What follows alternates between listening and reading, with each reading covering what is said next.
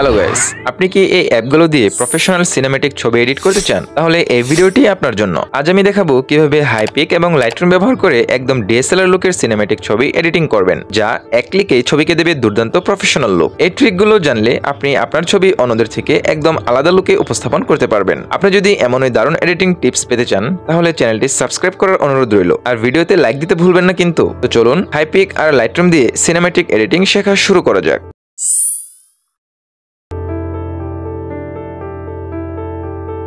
Okay guys, আমরা সরাসরি mobile স্ক্রিনে চলে আসলাম এবং আপনি চলে যাবেন হাইপিক অ্যাপ্লিকেশনে। এই অ্যাপটি আপনি গুগল প্লে স্টোরে অথবা অ্যাপ স্টোরে পেয়ে যাবেন। তো এখানে সিলেক্ট করার পর আপনি একটা ছবি, যে ছবিটি এডিট করতে চাচ্ছেন সেই ছবিটি আপনার টাইমলাইনে আপনি অ্যাড করে নেবেন। তো আমি এই ছবিটি আমার টাইমলাইনে অ্যাড করে নিয়েছি। অ্যাড করে নেবার পর আপনি সাইডে একটা অপশন দেখতে পাচ্ছেন, অ্যাডজাস্ট। তো আপনি সিম্পলি সেখানে ক্লিক করবেন। ক্লিক করার পর এখানে দেখতে পাচ্ছেন যে অটো অ্যাডজাস্ট। সেখানে ক্লিক করার পর আপনার ছবিটি অটোমেটিকলি অ্যাডজাস্ট হয়ে যাবে। তো সাইডে একটু স্ক্রল করবেন উপরের অপশনগুলো। তো ক্রপ নামে যে অপশনটা আছে সেখানে ক্লিক করবেন। ক্লিক করার পর আপনি সাইডে দেখতে পাচ্ছেন নিচে এআই এক্সপ্যান্ড। তো আপনি সিম্পলি সেখানে ক্লিক করবেন। ক্লিক করার পর আপনি যে সাদা দাগটা দেখতে পাচ্ছেন এটাকে টেনে একটু বাম দিকে নিয়ে যাবেন এবং 1.5x রেখে দেবেন। তো আপনার ছবিটাকে একটু টেনে নিচে নিয়ে আসবেন। নিচে নিয়ে আসার পর আপনি নিচে একটা ছোট্ট একটা খালি ঘর দেখতে পাবেন। তো সেখানে আমি যেটা লিখে দিচ্ছি আপনিও সেমভাবে এটা লিখে দেবেন। আমার ভিডিওটি ভালো করে দেখেন, একটু স্ক্রিপ্ট করবেন না। আপনি দেখতে পাচ্ছেন আমি লিখছি এই ছবিটি সিনেম্যাটিক বানিয়ে দাও। তো এটা লেখার পর আমি অ্যালাওয়ে ক্লিক করে দেবো। তো অ্যালাওয়ে ক্লিক করে দেওয়ার পর নিচে দেখতে পাচ্ছেন জেনারেট। তো আমি সেখানে ক্লিক করে দিয়েছি। তো সেখানে ক্লিক করে দেওয়ার পর আপনি দেখতে পাচ্ছেন যে আমার সামনে লোড নিচ্ছে। তো বন্ধুরা, এইভাবে আপনি ভিডিও বানাতে চাইলে ভিডিওটি একটু স্ক্রিপ্ট করতে পারবেন না, পুরো ভিডিওটি আপনাকে ধৈর্য সহকারে দেখতে হবে। তো আপনি দেখতে পাচ্ছেন যে আমাকে 3টা ছবি তারা বানিয়ে দিয়েছে।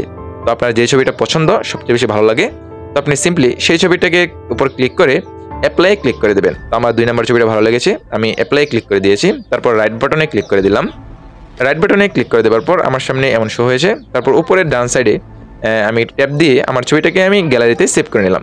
তারপর আপনাকে কি করতে হবে, লাইটরুম অ্যাপ্লিকেশনটি ওপেন করতে হবে এই ছবিটাকে সিনেম্যাটিক বানানোর জন্য। আর আমি বলে দিই এই ছবিতে যতগুলো মেটেরিয়াল ব্যবহার করব, প্রিসেট যা বলেন সবকিছু আমার টেলিগ্রাম চ্যানেলে পেয়ে যাবেন। আর আমার টেলিগ্রাম চ্যানেলের লিঙ্ক এই ভিডিও ডিসক্রিপশন বক্সে দেওয়া থাকবে।